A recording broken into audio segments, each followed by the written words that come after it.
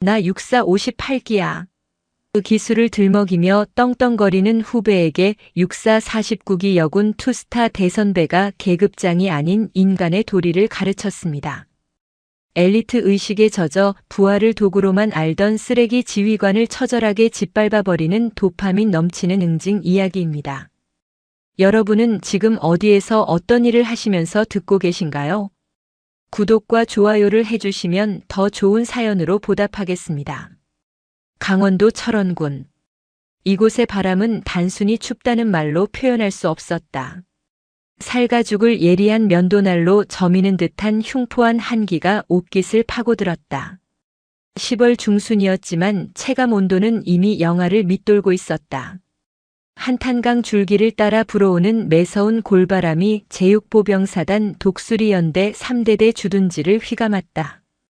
육군 소장 강한나는 낡은 등산복 차림으로 비탈진 진입로를 천천히 걸어 올라갔다.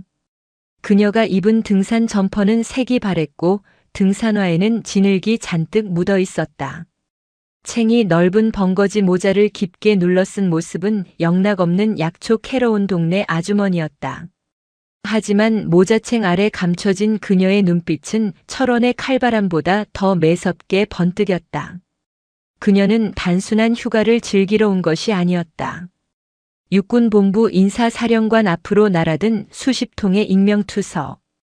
그 내용은 믿기 힘들 정도로 참담했다. 3대 대장은 군인이 아니라 깡패입니다. 여군 소대장들이 죽고 싶어 합니다. 제발 살려주십시오. 강한나는 주머니 속의 소형 녹음기를 손가락으로 만지작거렸다. 정문 위병소가 시야에 들어왔다. 보통의 부대라면 활기찬 기합 소리가 들려야 했지만 이곳은 달랐다. 마치 도살장에 끌려온 짐승들처럼 무겁고 침울한 공기가 위병소를 짓누르고 있었다. 위병소 근무를 서고 있던 일병의 눈동자가 흔들렸다. 그는 강한나를 발견하고는 경계하는 기색이 역력했다. 군기가 들어서가 아니었다. 무언가에 극도로 겁을 먹은 눈치였다. 강한나가 위병소 창문에 다가가 가볍게 노크했다. 수고하십니다. 날씨가 참 춥네요. 일병이 화들짝 놀라며 창문을 열었다. 어떻게 오셨습니까? 이곳은 민간인 출입 통제 구역입니다. 용무가 없으시면 돌아가셔야 합니다. 목소리에 물기가 어려 있었다. 강한나는 사람 좋은 미소를 지으며 배낭을 고쳐맸다.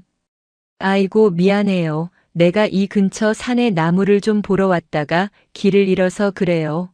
여기가 혹시 독수리 부대 맞나요? 내 조카가 이번에 여기 자대 배치받았다고 해서 얼굴이나 멀리서 볼까 하고 왔는데. 할머니, 여기서 이러시면 안 됩니다. 지금 대대장님 들어오실 시간이라 걸리면 저희가 혼납니다. 제발 빨리 가주세요. 일병의 표정은 간절함을 넘어 공포에 가까웠다. 대대장이 들어온다는 말 한마디에 위병 조장과 부사수까지 뛰어나와 주위를 두리번거렸다. 그들의 행동은 정상적인 경계 근무가 아니었다. 폭군이 오기 전 숨을 죽이는 노예들의 모습이었다. 그때였다. 저 멀리 도로 끝에서 굉음이 들려왔다. 육중한 엔진 소리와 함께 흙먼지를 일으키며 국방색 지휘 차량이 미친 듯한 속도로 달려오고 있었다. 위병소 병사들의 얼굴이 백지장처럼 하얗게 질렸다. 큰일 났다. 빨리 피하세요. 저기 옆으로 비키세요. 일병이 다급하게 손짓했다. 차량은 속도를 줄이지 않고 위병소 차단기 바로 앞까지 돌진하더니 급정거했다. 타이어 타는 냄새가 진동했다. 운전병이 황급히 뛰쳐나와 뒷문을 열었다. 광이 번쩍번쩍 나는 전투화가 바닥을 지시겼다. 독고진 중령이었다. 그는 내리자마자 위병소를 향해 고래고래 소리를 질렀다. 야 위병조장, 너 이 새끼 근무 상태가 왜 이러냐? 차단기 올리는 속도가 왜 이렇게 늦어? 내가 오는데 꾸물거려. 위병조장이 허둥지둥 뛰어나와 거수 경례를 붙였다. 충성, 죄송합니다 대대장님. 죄송하면 다야. 군 생활 편하지. 아주 빠져가지고는. 독고지는 조장이 차고 있던 탄띠를 잡아채 거칠게 흔들었다. 그러다 그의 시선이 위병소 구석에 서 있는 강한나에게 꽂혔다. 독고진의 미간이 사나워졌다. 저건 뭐야? 그는 지휘봉으로 강한나를 가리켰다. 마치 더러운 쓰레기를 발견한 듯한 표정이었다. 민간인입니다. 길을 잃었다고 해서 돌려보내려던 참이었습니다. 길을 잃어 여기가 무슨 동네 뒷산인 줄 알아.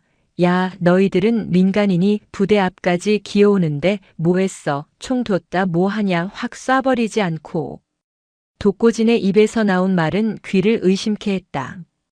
민간인을 향해 총을 쏘라는 말을 서슴없이 내뱉는 지휘관.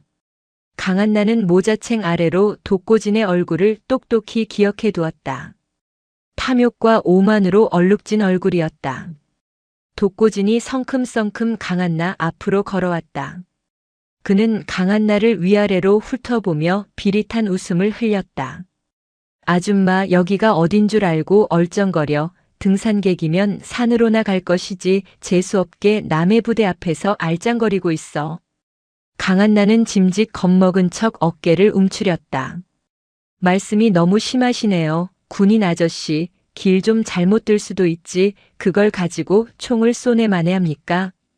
아저씨, 이 여자가 돌았나? 야, 나 대한민국 육군 중령 독고진이야. 너 같은 아줌마가 평생 쳐다보지도 못할 엘리트라고. 독고진이 강한나의 코앞까지 얼굴을 들이밀며 으르렁거렸다. 좋은 말로 할 때 꺼져. 내 부대 앞에서 냄새나는 등산복 입고 서 있지 말고 부대격 떨어지게. 강한나의 눈매가 가늘어졌다. 이제 시작이었다. 부대격이 떨어진다라. 강한나는 나지막이 은조렸다. 그녀의 태도가 미묘하게 바뀌었다. 굽신거리는 기색은 사라지고 꼿꼿하게 허리를 폈다. 독고진은 그 변화를 감지하지 못한 채 여전히 기고만장했다. 그래, 격 떨어진다고. 나 육군사관학교 58기야. 너 같은 민간인 아줌마들은 상상도 못할 훈련과 교육을 받은 선택받은 인간이라고 알아들어. 독고진은 자신의 출신을 훈장처럼 떠벌렸다.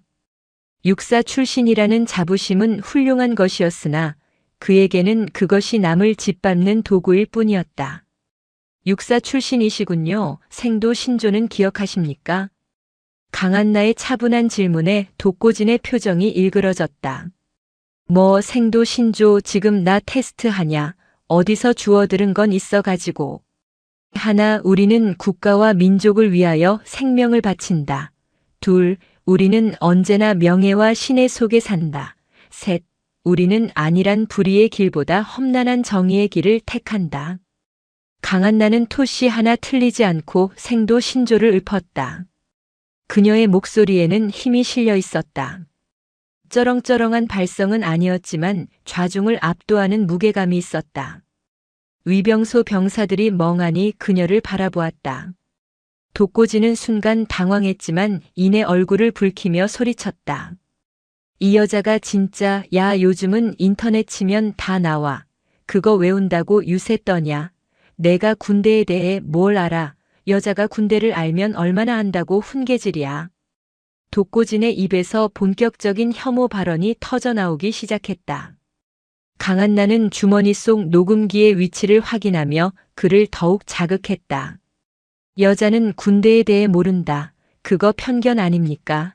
요즘은 여군들도 전방에서 똑같이 임무 수행합니다. 그 말은 독고진의 영린을 건드린 격이었다.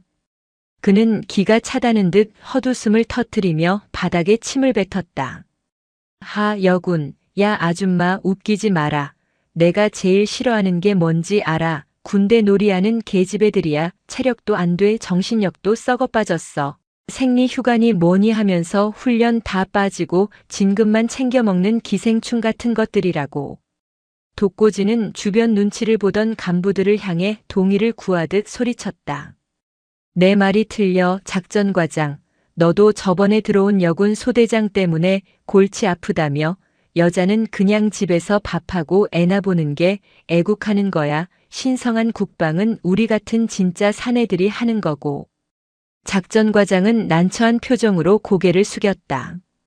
독고진의 폭주는 멈추지 않았다. 아줌마, 내 말이 꼽냐? 꼬우면 당신도 육사 나와서 별 달아보든지 평생 부엌대기로 살았으면 주제를 알아야지 어디서 감히 육사 출신 대대장한테 설교야. 강한나의 눈동자가 차갑게 식었다. 이것은 단순한 모욕이 아니었다. 대한민국 국군 전체를 모독하는 행위였다. 말씀 다 하셨습니까? 독고진 중령.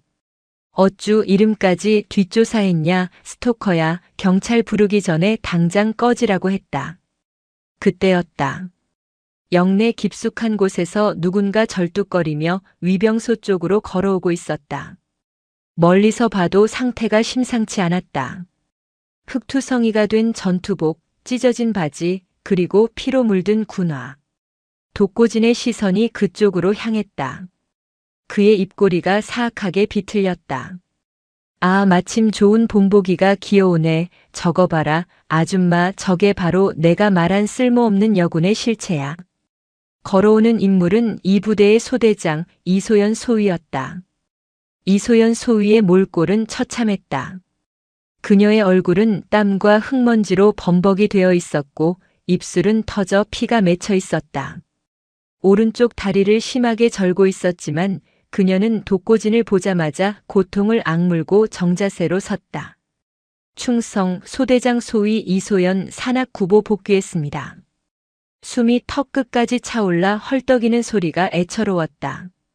하지만 독고진은 그녀의 상태를 걱정하기는커녕 싸늘한 조소를 날렸다. 야, 이소연, 지금 시간이 몇 시야? 다른 소대장들 들어온 지가 언젠데? 이제 기어들어와. 내가 거북이야, 달팽이야. 죄송합니다. 훈련 도중 낙오한 병사의 군장을 대신 메고 오느라 늦었습니다. 이소연의 등에는 자신의 군장 외에도 병사의 군장이 하나 더 얹혀 있었다. 40kg이 넘는 무게를 지고 산악을 뛰어온 것이다.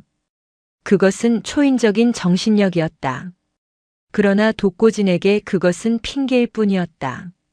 핑계 대지 마. 누가 병사 군장 들어주래. 착한 척하면서 내 무능력 감추려는 거 누가 모를 줄 알아. 너 때문에 우리 대대 평균 기록 다 깎아먹었어. 책임질 거야. 독고진은 지휘봉으로 이소연의 방탄 헬멧을 툭툭 쳤다. 탁, 탁, 탁. 그 소리가 강한나의 심장을 긁었다.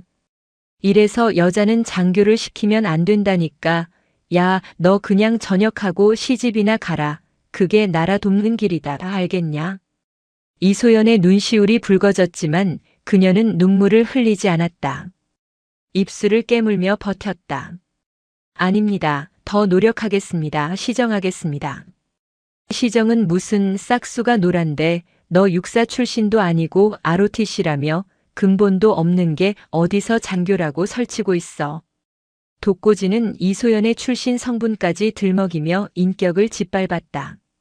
이소연의 주먹 쥔 손이 부들부들 떨렸다. 더 이상 지켜볼 수 없었다. 강한나가 독고진과 이소연 사이로 걸어 들어갔다. 그만하시죠. 강한나의 목소리는 낮았지만 위병소의 공기를 찢을 만큼 날카로웠다. 독고진이 짜증 가득한 얼굴로 돌아보았다. 이 아줌마가 아직도 안 갔네. 남의 부대 교육하는데 끼어들지 말고 꺼지라고 했지. 부하가 부상병을 위해 희생한 건 칭찬받을 일이지 비난받을 일이 아닙니다. 그게 참된 지휘관의 자세 아닙니까? 참된 지휘관, 야 웃기고 있네. 위병, 뭐해, 당장 이 미친 아줌마 끌어내. 독고진의 고함에 병사들이 머뭇거리며 다가왔다.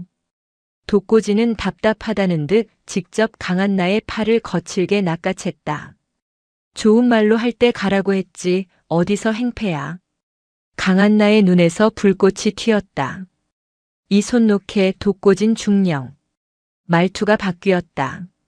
방금 전까지의 공손함은 온데간데 없고 수십 년간 군을 호령해 온 장군의 위압감이 뿜어져 나왔다. 독고진은 순간 멈칫했다. 이 아줌마의 눈빛, 어디선가 본 적 있는 서늘한 눈빛이었다. 자네. 자네가 방금 육사 58기라고 했나? 선배에 대한 예우가 아주 개판이군. 강한나가 잡힌 팔을 매섭게 뿌리쳤다. 독고진이 비틀거렸다. 강한나는 점퍼 안쪽 주머니에서 낡은 가죽 지갑을 꺼냈다. 지갑이 열리는 순간 오후의 햇살이 신분증에 박힌 금속 계급장을 비췄다. 은색의 다이아몬드도 무궁화도 아니었다. 두 개의 별. 소장 계급장이 선명하게 빛났다. 육사 49기 육군본부 인사사령관 강한나다. 위병소의 정적이 흘렀다. 바람 소리마저 멈춘 듯 했다. 독고진의 눈이 튀어나올 듯 커졌다. 49기면 자신보다 9년 선배, 아니 그를 떠나 군단 장급의 고위 장성이었다. 소장 49기. 독고진의 입이 딱딱하게 굳어 제대로 말을 잇지 못했다. 그의 머릿속이 하얗게 타버렸다. 자신이 방금 무슨 짓을 했는지 뇌가 현실을 부정하고 있었다. 내 귀가 잘못된 게 아니라면 방금 자네가 여자는 집에서 밥이나 하라고 했던 것 같은데. 강한나가 한 발짝 다가갔다. 독고진은 저도 모르게 뒷걸음질 쳤다. 나도 저녁하고 가서 밥이나 할까 아니면 자네 옷 벗기고 집에 보내서 밥을 하게 해줄까? 강한나의 호령이 천둥처럼 떨어졌다. 대대장 독고진 당장 무릎 꿇지 못해. 그 순간 독고진의 다리가 풀렸다. 그는 흙바닥에 털썩 주저앉았다. 오만했던 폭군의 얼굴은 공포로 일그러져 추악하게 변해 있었다. 강한나는 그를 내려다보며 옆에 서 있던 이소연 소위에게 부드러운 눈길을 보냈다. 소위 이소연, 자네가 진정한 군인이다. 이소연의 눈에서 참았던 눈물이 터져 나왔다. 철원의 칼바람이 멈추고 진짜 별이 빛나는 순간이었다. 철원의 칼바람보다 더 차가운 침묵이 위병소를 지배했다. 방금 전까지 호랑이처럼 포효하던 독고진 중령은 이제 도살장에 끌려온 늙은 개처럼 흙바닥에 무릎을 꿇고 있었다. 그의 다리는 제멋대로 떨리고 있었고 초점 잃은 눈동자는 강한나 소장의 군화코에 고정되어 있었다. 사령관님, 저는 정말 몰랐습니다. 그저 외부인의 출입을 통제하려는 투철한 군인 정신이었을 뿐입니다. 딱 한 번만 용서해 주십시오. 독고진이 비굴하게 손을 비비며 애원했다. 58기 육사 출신이라는 그토록 자랑하던 자존심은 49기 대선배이자 인사사령관이라는 절대 권력 앞에서 휴지 조각처럼 구겨졌다. 강한나는 싸늘한 눈으로 그를 내려다보았다. 그녀는 주머니에서 녹음기를 꺼내 재생 버튼을 눌렀다. 치직거리는 소음과 함께 독고진의 목소리가 찢어질 듯이 울려 퍼졌다. 여자는 집에서 밥이나 하고 애나 보는 게 애국이야. 신성한 국방의 의무는 우리 같은 선택받은 남자들이 하는 거고 군대 놀이하는 계집애들이야 체력도 안 돼 정신력도 썩어 빠졌어. 녹음된 목소리가 위병소 스피커를 타고 부대 전체로 퍼져나가는 듯 했다. 듣고 있던 병사들의 표정이 일그러졌다. 여군인 이소연 소위뿐만 아니라 어머니와 누이를 둔 일반 병사들에게도 그 말은 씻을 수 없는 모욕이었다. 이게 자네가 말한 투철한 군인 정신인가? 독고진 중령. 강한나의 목소리는 낮았지만 천둥보다 무거웠다. 자네의 이 더러운 입이 그리고 썩어 빠진 사상이 대한민국 육군의 명예를 똥통에 처박았다. 육사 58기라고 했나? 내 후배라는 사실이 이토록 치욕스러울 수가 없군. 독고진의 얼굴이 흑빛으로 변했다. 그는 다급하게 변명을 쏟아냈다. 사령관님, 오해입니다. 이건 그저 부하들을 강하게 키우기 위한 훈육 차원의 레토릭이었습니다. 제가 얼마나 부대를 사랑하는지 아시지 않습니까? 부하를 사랑하는 지휘관이 부상당한 소대장을 조롱하고 민간인을 향해 총을 쏘라고 명령하나. 그때였다. 헌병대 사이렌 소리가 요란하게 울리며 작전 차량 2대가 위병소 안으로 들이닥쳤다. 강한나가 미리 호출해둔 중앙수사단 소속 수사관들이었다. 검은색 선글라스를 낀 수사관들이 차에서 내려 절도 있게 경례를 붙였다. 인사사령관님, 명령하신 대로 도착했습니다. 강한나는 턱짓으로 독고진을 가리켰다.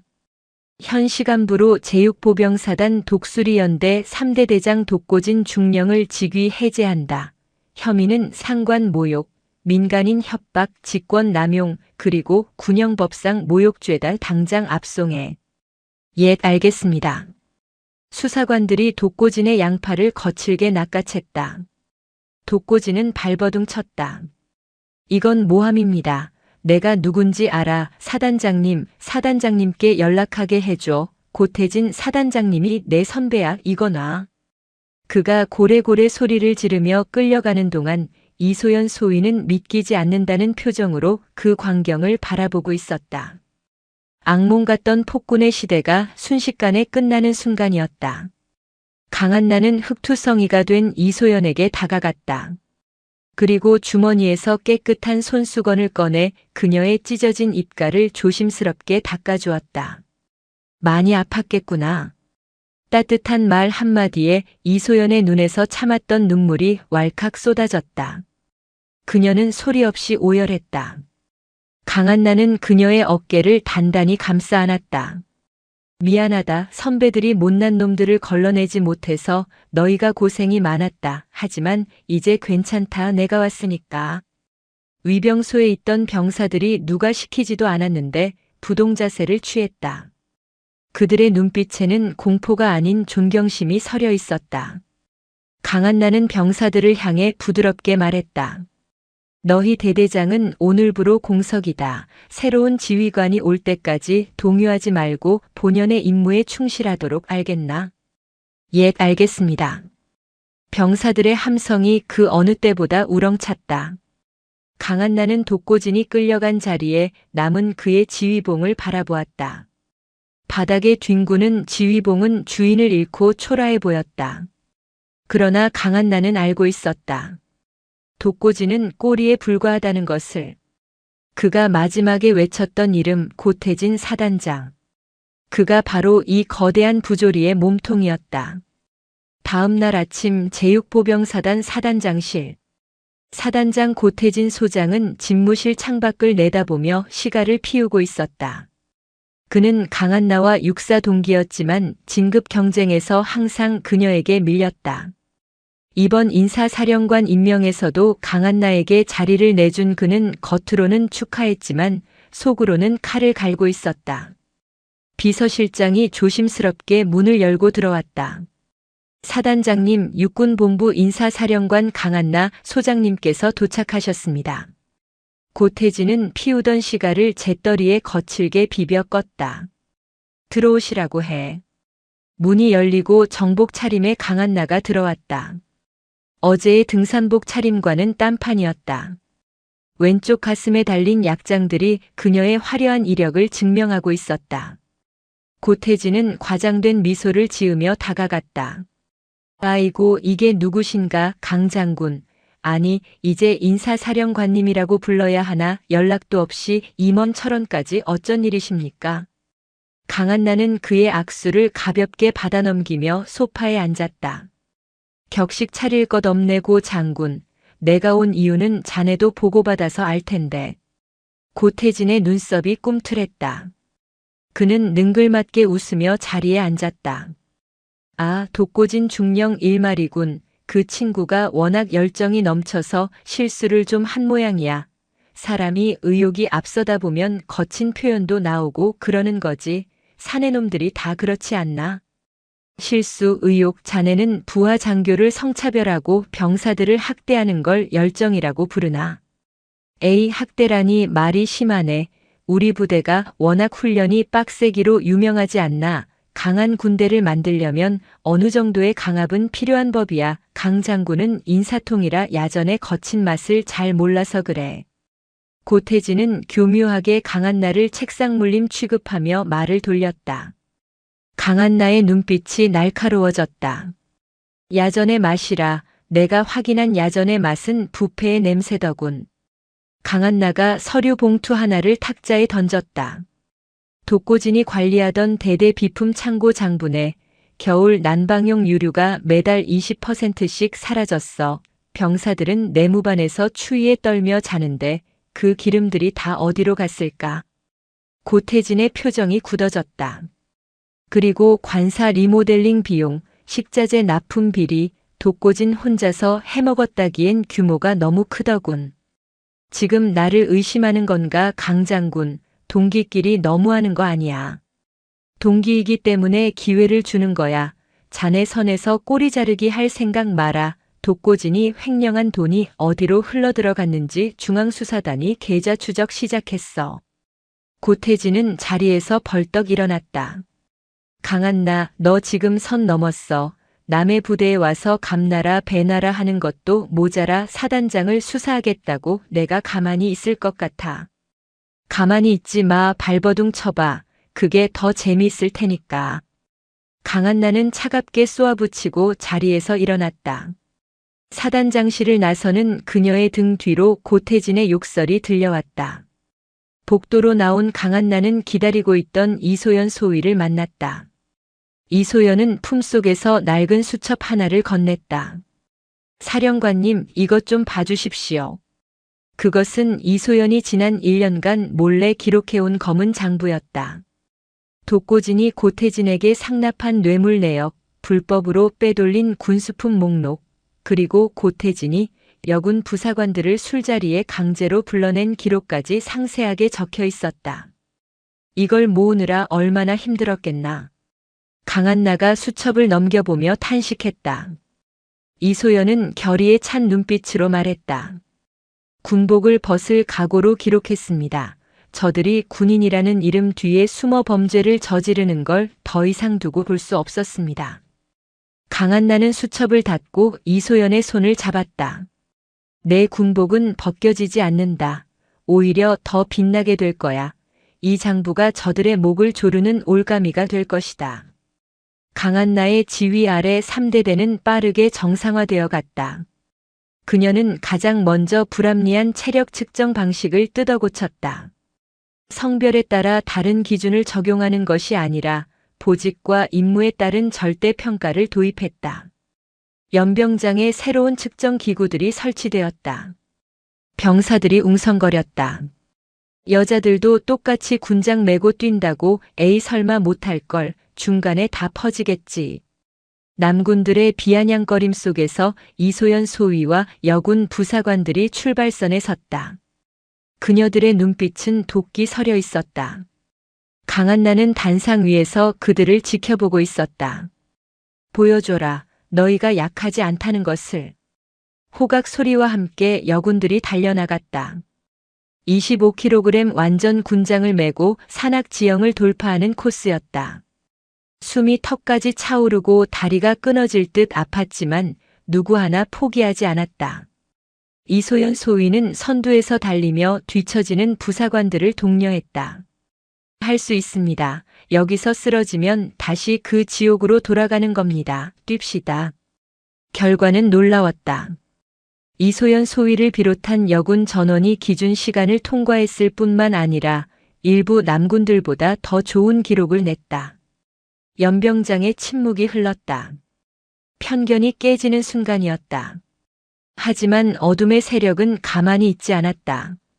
고태진 사단장은 다가오는 대규모 한미연합훈련 KMEP를 이용해 강한나를 무너뜨릴 계획을 세웠다. 그는 3대대에 지급될 예정이었던 신형통신 장비와 기동 차량의 보급을 고의로 지연시켰다. 훈련 당일 낡아빠진 구형 무전기와 고장난 차량으로 작전을 수행하게 만들어 실패의 책임을 강한나에게 뒤집어 씌울 심산이었다. 훈련 3일 전 보급관이 울상이 되어 강한나를 찾아왔다. 사령관님, 큰일 났습니다. 사단에서 장비 불출을 막았습니다.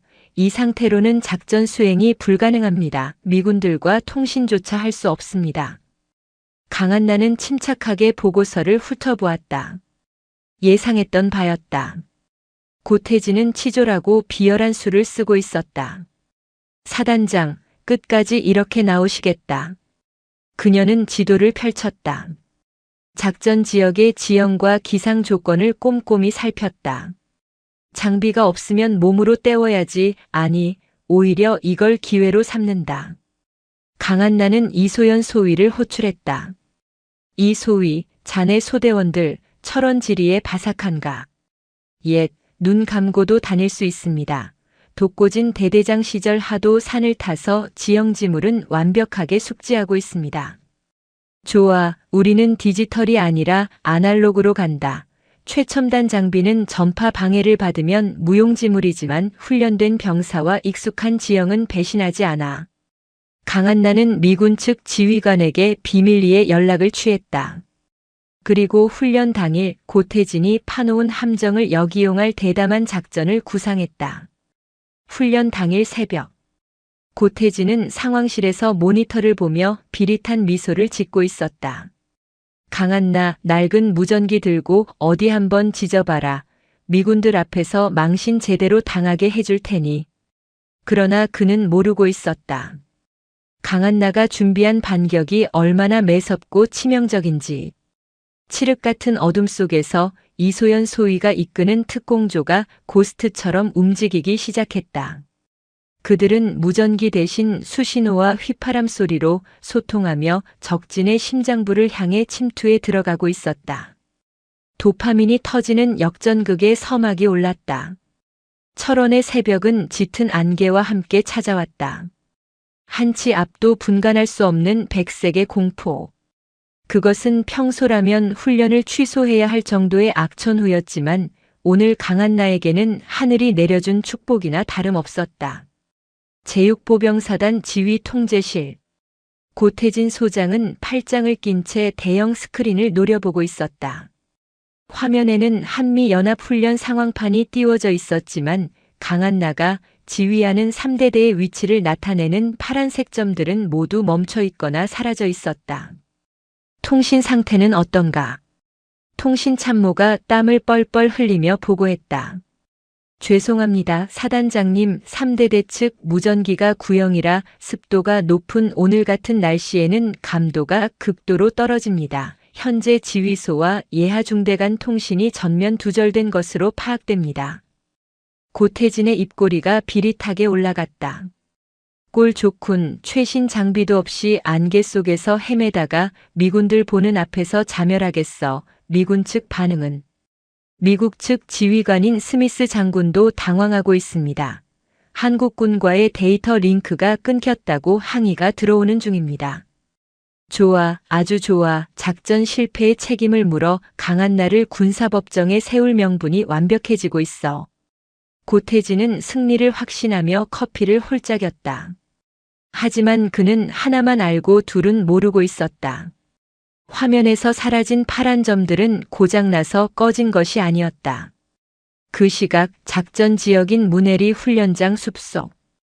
강한나 소장은 흙탕물이 튄 우의를 입고 바위 뒤에 웅크리고 있었다. 그녀의 손에는 먹통이 된 무전기 대신 낡은 지도가 들려 있었다. 그녀는 옆에 있는 전령에게 손짓했다. 제1중대, 2중대에게 전해 무전기 전원을 전부 끄라고. 사령관님, 그러면 지휘 통제가 불가능합니다. 아니, 적들은 우리가 통신이 끊겨 혼란에 빠졌다고 생각할 거야. 그 방심이 놈들의 목을 칠 칼이다. 우리는 지금부터 유령이 된다. 전자장비가 뿜어내는 전자파, 소음, 불빛 모든 것을 차단한다. 강한나의 명령은 전령들을 통해 빗속을 뚫고 각 소대로 전달되었다. 디지털 군대가 아날로그 군대로 변모하는 순간이었다. 최전방 공격조를 이끄는 이소연 소위는 소대원들에게 수신호를 보냈다. 입을 다물고 장비를 결속해 소음을 없애라는 신호였다. 병사들은 진흙을 얼굴에 발라 위장하고 군화끈을 단단히 조였다. 그들은 숲과 하나가 되었다. 반면 고태진이 심어놓은 대항군적군 역할은 최신형 열상 장비와 레이더만 믿고 있었다. 그들은 안개 때문에 시야가 확보되지 않자 전자장비에만 의존해 경계를 서고 있었다. 레이더에 잡히는 거 있어? 없습니다. 개미 새끼 한 마리 안 보입니다. 3대대 놈들 길 잃고 헤매고 있나 봅니다. 대항군 지휘관은 낄낄거리며 담배를 피워 물었다. 3대대가 구형 장비 때문에 오도가도 못하고 있을 것이라 확신했기 때문이다. 그러나 죽음은 소리 없이 다가오고 있었다. 이소연 소위는 대항군 진지 바로 코앞까지 기어와 있었다. 차가운 진흙이 배에 닿았지만 그녀는 숨소리조차 내지 않았다. 그녀의 눈에 방심한 적들의 모습이 들어왔다. 최첨단 장비를 믿고 경계병조차 세우지 않은 오만한 모습. 이소연이 천천히 손을 들어 올렸다.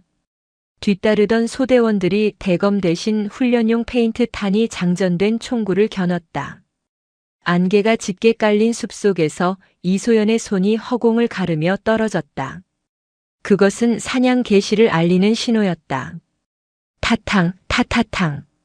고요하던 숲속이 순식간에 총성으로 뒤덮였다. 안개를 뚫고 날아든 페인트 탄들이 대항군의 가슴과 헬멧에 정확히 꽂혔다. 뭐야 어디야? 저기다가 기습이다. 대항군 진지는 아수라장이 되었다. 열상 장비에도 잡히지 않던 적들이 땅에서 솟아난 듯 나타나 사방에서 공격해왔다. 그들은 무전기로 지원 요청을 하려 했지만 이미 3대대 특공조가 통신선을 절단해 놓은 뒤였다. 이소연 소위는 선두에서 맹수처럼 뛰어다녔다. 그녀는 장애물을 훌쩍 뛰어넘어 대항군 기관총 사수의 등을 정확히 타격했다. 사망. 심판관의 판정이 떨어졌다. 이소연은 멈추지 않고 참호를 뛰어넘어 적 지휘소로 돌진했다. 대항군 대대장이 권총을 뽑으려 했지만 이소연의 총구가 더 빨랐다. 항복해라. 이소연의 외침에 대항군 대대장은 얼어붙었다. 그의 가슴에는 이미 붉은색 페인트 자국이 선명했다. 지휘부 괴멸 3대대 승리. 훈련 통제관의 무전이 사단 상황실로 전해졌다. 사단장실의 분위기는 초상집처럼 변했다. 고태진은 들고 있던 커피잔을 바닥에 집어 던졌다. 와장창 깨지는 소리가 정적을 깼다. 말도 안 돼, 통신도 안 되는 놈들이 어떻게 적진 한복판까지 침투해. 이건 사기야, 조작이라고. 고태진은 씩씩거리며 훈련장으로 차를 몰았다. 현장에는 미군 지휘관 스미스 장군과 강한나 소장이 이미 도착해 있었다. 스미스 장군은 강한나의 손을 잡고 엄지를 치켜 세우고 있었다. 어메이징, 정말 놀랍습니다. 강 장군, 레이더와 통신을 무력화시키고 오로지 지형과 기습만으로 승리하다니 마치 유령을 보는 것 같았습니다. 강한나는 옅은 미소를 지으며 대답했다. 전쟁은 기계가 하는 것이 아니라 사람이 하는 것입니다. 장비가 좋으면 편하겠지만 군인의 정신력과 전술이 없다면 고철 덩어리에 불과합니다. 그때 고태진이 들이닥쳤다. 인정 못해, 이건 무효야. 고태진은 핏대를 세우며 강한나에게 삿대질을 했다. 내가 꼼수를 썼지, 미리적 위치를 알고 들어간 거 아니야, 감청했냐? 강한나는 차갑게 그를 응시했다. 사단장, 추하군, 자네가 보급을 막아서 구형 무전기 들고 나간 거 잊었나? 그건 행정착오였고. 행정착오 덕분에 우리는 디지털의 함정에서 벗어날 수 있었어. 고맙네 사단장. 자네 덕분에 우리 병사들이 진정한 야전성을 회복했어. 주변에 있던 미군들과 한국군 장교들이 고태진을 비웃는 듯한 눈빛으로 쳐다보았다. 고태진은 얼굴이 벌개져서 아무 말도 하지 못했다. 강한나는 그를 지나쳐 승리의 주역인 이소연 소위에게 다가갔다. 이소연은 온몸이 진흙 범벅이었지만 눈빛만은 별처럼 빛나고 있었다. 수고했다, 소위 이소연. 강한나가 이소연의 어깨에 손을 올리자 이소연은 씩씩하게 경례를 붙였다. 감사합니다, 사령관님, 사령관님께서 믿어주신 덕분입니다. 아니, 내가 증명한 거야. 여군이라서가 아니라 군인으로서 내가 얼마나 뛰어난지. 병사들이 환호성을 질렀다. 그 함성은 철원의 하늘을 찌를 듯했다. 하지만 강한나는 알고 있었다. 훈련의 승리는 전초전에 불과하다는 것을. 고태진의 눈빛에는 살기가 서려 있었다. 그는 물러서지 않을 것이다. 군인의 명예를 버린 자가 마지막으로 택할 수 있는 수단은 폭력과 비열한 범죄뿐이었다. 훈련이 끝나고 일주일 뒤, 강한나는 서울 육군본부 근처 안전가옥에서 비밀수사팀과 회의를 하고 있었다. 책상 위에는 이소연 소위가 건넸던 검은 장부의 사본과 금융정보 분석원의 자료들이 어지럽게 널려 있었다. 수사단장이 심각한 표정으로 입을 열었다.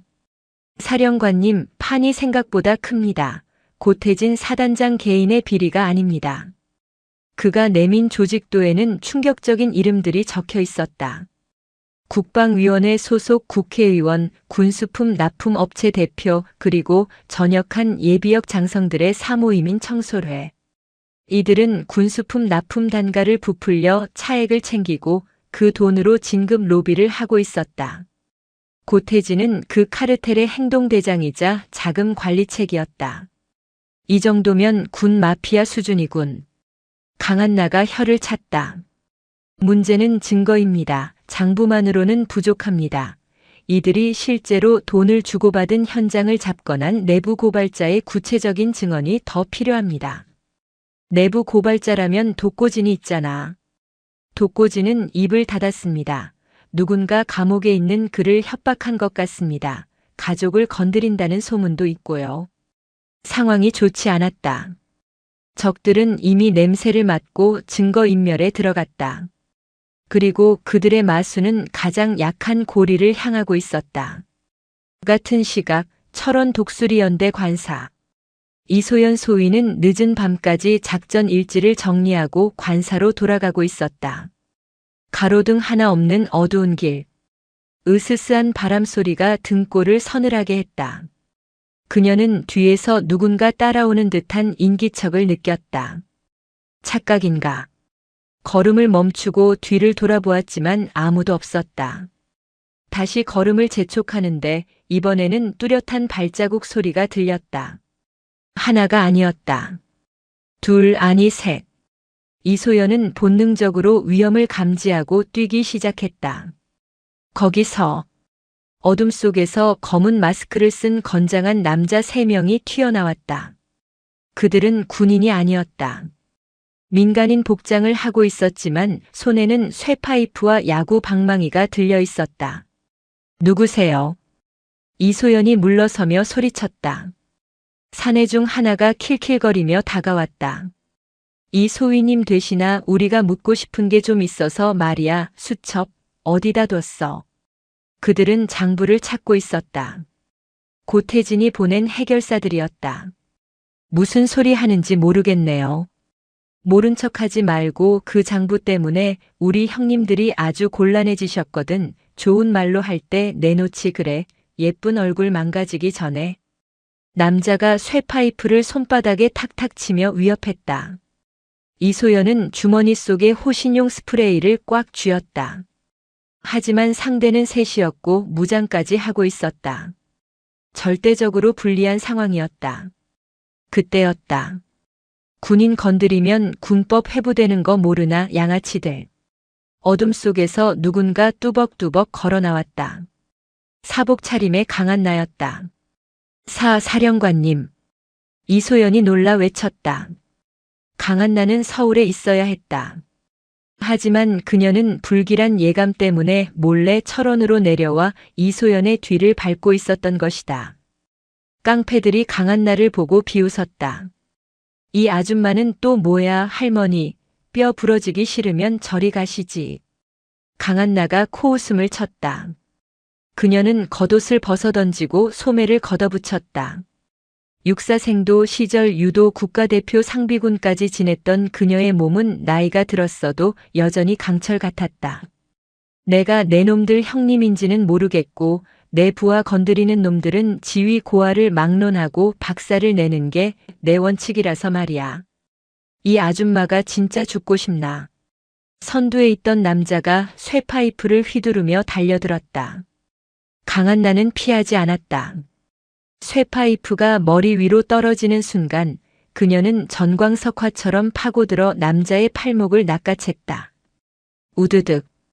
뼈가 어긋나는 끔찍한 소리와 함께 남자가 비명을 지르며 바닥에 나뒹굴었다. 강한나는 쓰러진 남자의 멱살을 잡고 나머지 2명을 노려보았다. 다음 덤벼. 그녀의 눈은 야수처럼 빛나고 있었다. 이것은 단순한 싸움이 아니었다.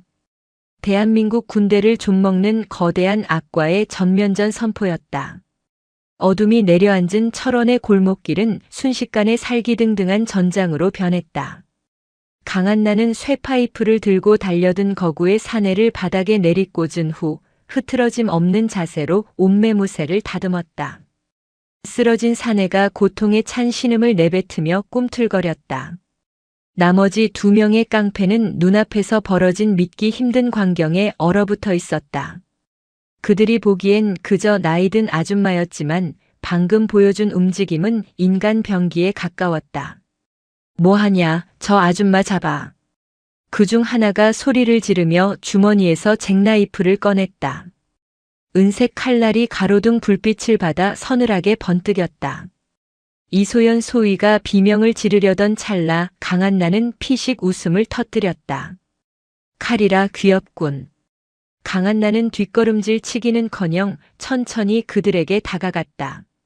군인은 맨손일 때 더 위험하다는 걸 안 배웠나 보네. 칼을 든 사내가 욕설을 내뱉으며 허공을 향해 칼을 휘둘렀다. 강한나는 상체를 가볍게 뒤로 젖혀 칼날을 피했다. 그 움직임은 마치 물 흐르듯 자연스러웠다. 상대의 중심이 무너지는 찰나 강한나의 군화발이 사내의 정강이를 정확히 가격했다. 악! 뼈가 부러지는 둔탁한 소리와 함께 사내가 바닥을 뒹굴었다. 칼이 힘없이 튕겨나갔다. 남은 한 명은 공포에 질려 뒷걸음질 쳤다. 그는 승산이 없음을 직감하고 도망치려 등을 돌렸다. 하지만 그곳에는 이소연 소위가 서 있었다. 이소연은 도망치는 사내의 발을 걸어 넘어뜨린 뒤 육군 보병학교에서 배운 제압술로 팔을 꺾어등 뒤로 올렸다. 어딜 도망가, 너희가 찾던 장부 여기 있는데 보고 가야지. 이소연의 눈빛은 더 이상 겁먹은 초임 장교의 것이 아니었다. 강한나는 바닥에 뒹구는 3명의 사내를 한 곳에 모아 무릎을 꿇렸다. 그리고 주머니에서 휴대폰을 꺼내 어딘가로 전화를 걸었다. 나다, 위치 추적해서 지금 바로 병력 보내. 쥐새끼 3마리 잡았다. 전화를 끄는 강한나가 사내들 앞에 쭈그리고 앉았다. 누가 시켰지? 사내들은 입을 다물었다. 강한나는 쓰러진 사내의 휴대폰을 집어들었다. 통화 목록의 가장 최근 발신자. 저장된 이름은 없었지만 강한나는 그 번호를 보자마자 단번에 누구인지 알아차렸다. 끝자리 1. 사단장 관용 휴대전화 번호였다. 고태진 갈 때까지 갔구나. 강한나의 눈에 분노가 아닌 서글픔이 스쳐 지나갔다. 한때 같은 제복을 입고 조국을 위해 헌신하겠다고 맹세했던 동기가 이제는 자신의 비리를 덮기 위해 조폭까지 동원하는 괴물이 되어버린 현실이 참담했다. 곧이어 사이렌 소리가 들려왔다. 강한나가 미리 대기시켜둔 육군 중앙수사단 특수임무대가 도착했다. 검은색 승합차에서 내린 요원들이 깡패들을 연행했다. 이소연이 떨리는 목소리로 물었다. 사령관님 괜찮으십니까? 강한나는 이소연의 어깨에 묻은 먼지를 털어주었다. 나는 괜찮다. 놀랐을 텐데 용감하더구나. 역시 내 눈이 틀리지 않았어. 사단장님이 보낸 사람들입니까? 그래, 놈들이 이렇게 무리수를 둔다는 건 그만큼 급하다는 증거야. 이제 증거는 차고 넘친다. 오늘 밤 철원에 썩은 고름을 전부 짜낸다. 강한나는 밤하늘을 올려다보았다. 구름에 가려졌던 달이 서서히 모습을 드러내고 있었다. 그녀는 수사단장에게 짧고 굵게 명령했다. 전 병력 출동 대기, 작전명 청소, 목표는 제6보병사단 사단장실과 관사, 그리고 비밀 창고다. 새벽 3시. 모든 것이 잠든 가장 고요한 시간이지만 제6보병사단 본청 주변은 폭풍 전야의 긴장감이 감돌았다. 고태진 사단장은 집무실 안에서 불안에 떨며 서류들을 파쇄기에 밀어넣고 있었다. 깡패들에게 연락이 없었다. 실패했다는 뜻이다. 젠장, 쓸모없는 놈들. 고태진은 이마에 흐르는 식은땀을 닦을 새도 없이 금고를 열었다. 그 안에는 현금 뭉치와 차명 계좌가 적힌 수첩, 그리고 위조 여권이 들어 있었다. 그는 급히 가방에 그것들을 쓸어 담았다. 일단 해외로 나가야 해. 나가서 잠잠해질 때까지 버티면 의원님들이 해결해 줄 거야. 그는 자신이 구축해 놓은 권력의 카르텔을 믿고 있었다. 하지만 그는 강한나가 얼마나 집요하고 철저한 군인인지 간과하고 있었다. 고태진이 가방을 들고 사단장실 뒷문을 열고 나서는 순간이었다. 어딜 그렇게 급하게 가시나 사단장. 복도 끝에서 강한나의 목소리가 들렸다. 고태진이 소스라치게 놀라며 고개를 돌렸다. 복도 양쪽에서 무장한 헌병들이 들이닥쳤고 강한나는 그 한가운데 서서 그를 노려보고 있었다. 강한나, 내가 감히 사단장실을 포위해. 이건 쿠데타야, 반란이라고. 고태진이 악을 썼다.